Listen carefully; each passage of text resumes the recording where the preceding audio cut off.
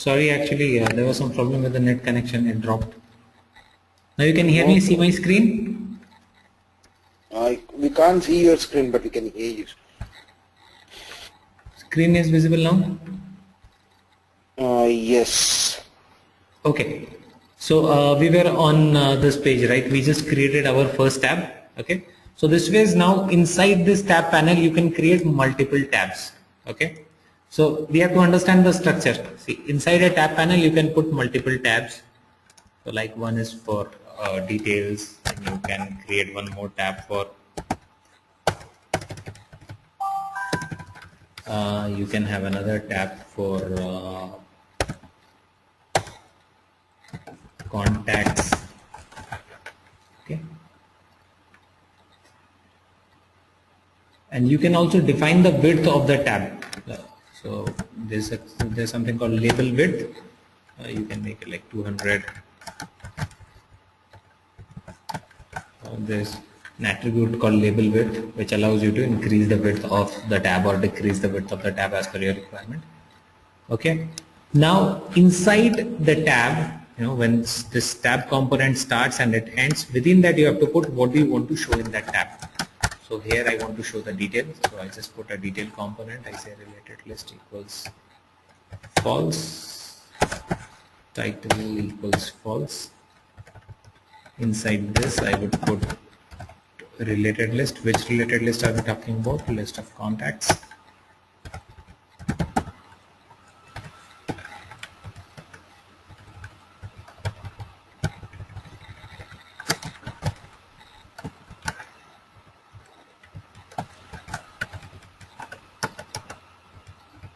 So one can be opportunities.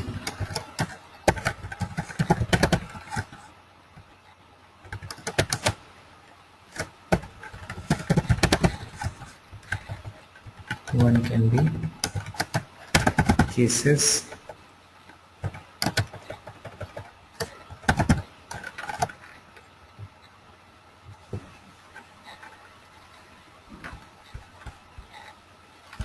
Okay, let me just get the ID. So it has 4 tabs. Put a question mark, ID equals. See, and the same kind of thing we have with tabs. It's so easy creating tabs. So you can have a tab for opportunities, and you can have a tab for cases, and if you have something else, you can have one more tab for that. Alright, so this is how simple it is. Here, just have a quick look on the code and tell me if anyone has a doubt or question here. So there are just 2 components which we have used here. One is a tab panel. So tab panel needs to be created before you can start putting tabs onto it. Okay, so think of it as a container or as a bench where all your tabs will come and sit. And a tab is basically a tab, as we know. And then inside the tab component, you just have to put what data you want to display in that tab. That's it. So first of all, have a quick look. It's fine, right? So tab panel started here, it ends here. 2, 3 extra lines. Okay, so this is where the tab panel starts. Inside that we have 1, 2, 3, 4 tabs. That's how it is. Okay. Now there's a small thing that we need to get here while we are working with tabs. You see, when I click on a tab, the entire page gets reloaded, right? So though it is happening pretty fast here, but sometimes this entire page reloads. See, the entire page is getting reloaded. It goes black, off, and then it comes back. So, which at times, because we don't have too much of data here, but sometimes if this entire page is getting reloaded, it will take too much of time, because I don't need to reload this stuff. When I'm changing a tab, this is static, right? This is not changing, this is not changing. So there are a lot of stuff on the page which is not changing. So on click of a tab, I don't want everything to get reloaded. Got it? So for that we can just do one thing. So this is basically called an Ajax concept. So Ajax is basically talking, a concept where we refresh refresh the partial page. So instead of refreshing the entire stuff, we can just do a partial refresh of the page. Okay. So to bring in that Ajax thing here, you just have to say switch type. On the tab panel, there's an attribute called switch type. You have to make it Ajax. That's it. Now, once you have made the switch type as Ajax, you will see that entire page is not getting reloaded. Only the changes are happening on the tab itself. Okay, so it works a lot more faster and smoother. So this is something which will help you improve or enhance the performance of your page. Clear? Okay, so basically there are two different things which we have done. We just created a page where we had sections for the related list, and now we have created a page where we have tabs for the related lists. All right. Now, so far what we have done, so far we have been supplying the ID here on this page. So far whatever pages we have created, every time we are supplying the ID manually. But is it going to be the case practically? Your end users, how will they use this page? They are not going to supply the ID. They are not going to know the ID of the page. They would not supply the ID from their side, right? So there are a few ways of using a Visualforce page. One of the ways which we are going to discuss now is overriding a standard page with a Visualforce page, which means if someone goes to the accounts tab and clicks on an account, that account should not open in this format. It should rather open in this format. Okay, so that is overriding the standard Salesforce page with the Visualforce page. Now I have designed this Visualforce page. I want my users to see accounts in this pattern. Okay, so for this what we will do is we will override the standard page using the Visualforce page. To do that, it's pretty simple. First of all, let's change it to sales application. Okay. This was not required. I've just done it for my convenience. Okay. Now, what do we want to do? We want to override the standard Salesforce.com page with the Visualforce page. Okay. So just a bit of masking which we are going to do. So for that, we have to go to setup. Under setup, there is customize. We are talking about accounts. So go to accounts. Under accounts, you have to go to button, links and actions. Okay. So whichever object you're going to deal with, go to that object, click on button, links and actions. Clicked on this. Okay. Now you can just go ahead and click on the view page. So if you look into this button, links and actions, you will see there are so many pages related to account. This account tab page. Once you click on the account tab, this is the page which opens. There's a list page. There is a new page once you try to create a new account. So there are multiple pages which are connected to the account.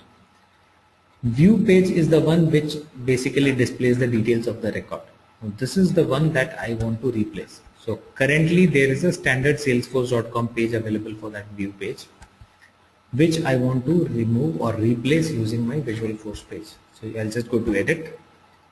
Pretty simple. Right now it's a no override. Change it to Visualforce page and select V5. That's it. Why V5? Because my page name is V5. Oh yeah. Okay. So whichever page you want to override with, you can use that. But I want this format, so my page name is V5. So select V5, page name. Okay. Save it. Now if you look into this, it says content source is Visualforce page V5. Now if anyone end user goes to accounts and he clicks on any particular account, that will automatically open in that V5 format. See, go to any account, accounts, go to all accounts, open any account.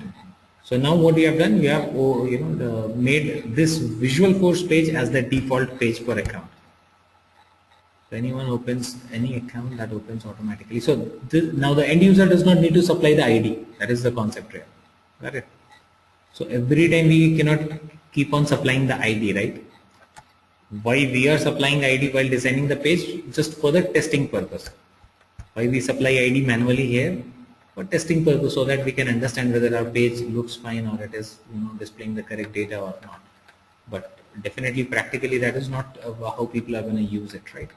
So there are multiple ways of using a Visualforce page. We'll talk about other ways also, but this is one way of using Visualforce page, and this is very useful while we are talking about a detail page. Okay.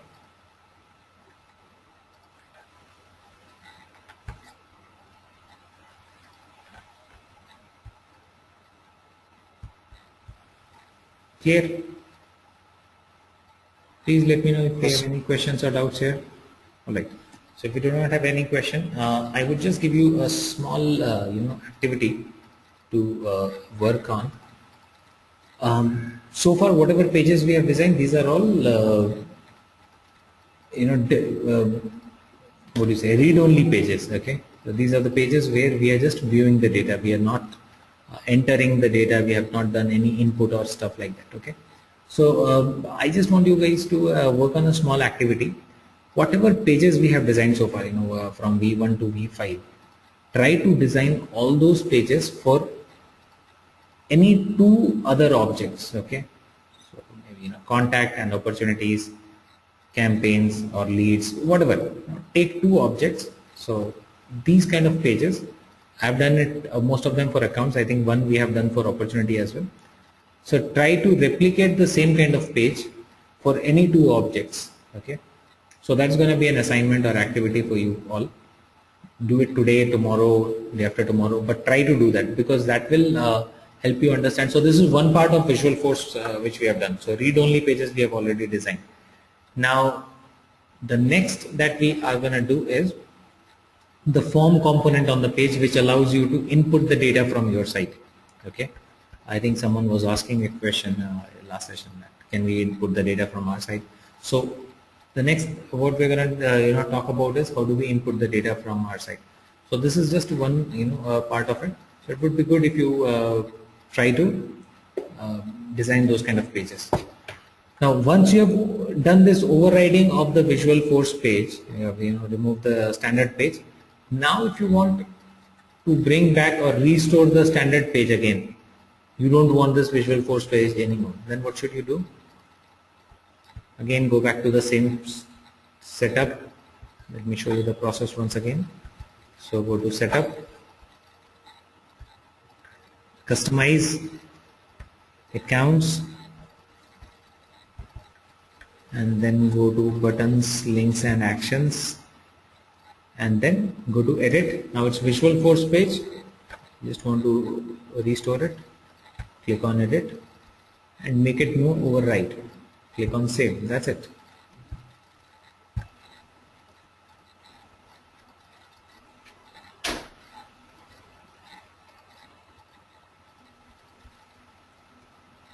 Is it fine?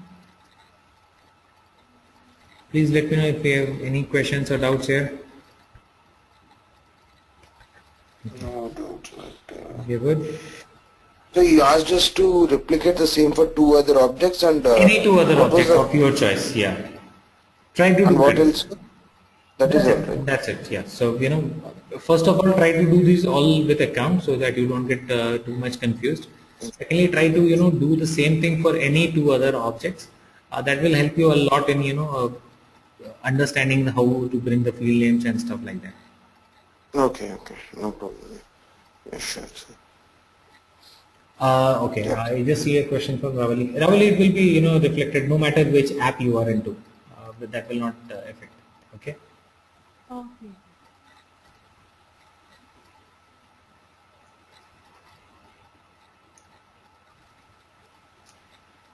Mhm. Yeah. Can you upload the videos after 23rd, sir? After 23rd. Yeah, I'll do that. Thank you. Okay. That's it. Happy weekend, sir. Okay, thanks. Hey Vishal, I see a small question. My input field, what is the use of day? Sorry, I could not get the question. Can you just explain that? Hello, sir. Hello? Yeah, hi. Yeah, actually, I have used some functions like today function and date function like that, but I haven't seen the difference between the day function. I can't. I'm unable to execute the day function, sir. Days, which weekday are we talking about? So I think Sunday is one. So day returns a number. Okay. If it's a Sunday, so that day within those brackets you will put a date. Okay. So it will tell Okay. which In the format of year, month, and date, right? right, and it will tell you which day was that. Was it a Monday or Sunday? So it returns number basically usually. I think one is for Sunday, two is for Monday, three is for Tuesday. That way. Got it? The Okay. function which returns the day. Okay. All right. Yeah. Thank you. Sometimes it happens Sir, that last. agreement expiry date will cannot be on a Saturday, Sunday. So there you can use this function day function. If day equal to 6 or 7, then the expiry date should be this. Got that? Okay. That's okay. Yes. Sir, Yeah. last question. While the internet was breaking, I had a question, sir. Like, can you send us a document wherein, we have all the components and a little brief explanation? I mean, I was Googling, I just got it, but this is not very effective. The Visual Force Developers Guide. I mean, do you have anything else? I will share a lot of reference with you all, but currently I actually want everyone to focus more. I know, the moment I share some more details with you in terms of components or something, you will start, looking too much into that. So work on this. I'm going to share a lot of Yeah, good material with you. Once no we're done problem, with sir. few more examples, I'm definitely going to share a lot of material with you. Okay, sir. Okay. And all Thank you, sir. concrete material, which you can just read and use. Okay, sir. All right. Okay. Thank See you all tomorrow Happy. same time. Thank you. Bye. Not tomorrow, sir. Monday, right? Oh, sorry, Monday. Yeah, I'm used to saying tomorrow. Yeah, Monday.